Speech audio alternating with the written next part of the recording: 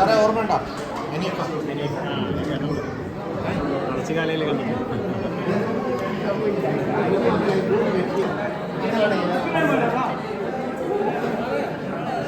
അടിച്ചുകൊണ്ടിരിക്കണം.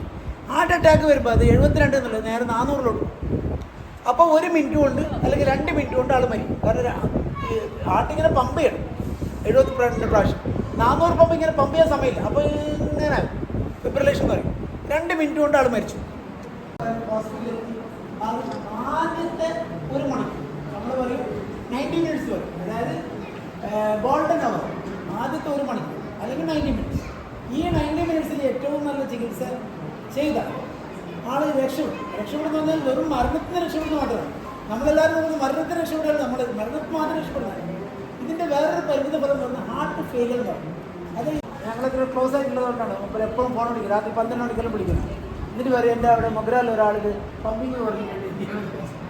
അപ്പം ഈ പമ്പിങ് കുറയാന്ന് പറഞ്ഞാൽ ഹാർട്ട് അറ്റാക്കിന് ഒരു പരിമിത ഫലമാണ്. ഒന്ന് ഹാർട്ട് സ്പീഡ് കൂടാം. സ്പീഡ് കൂടിയാൽ ഒരിക്കലും ഹോസ്പിറ്റലിൽ എത്താറില്ല.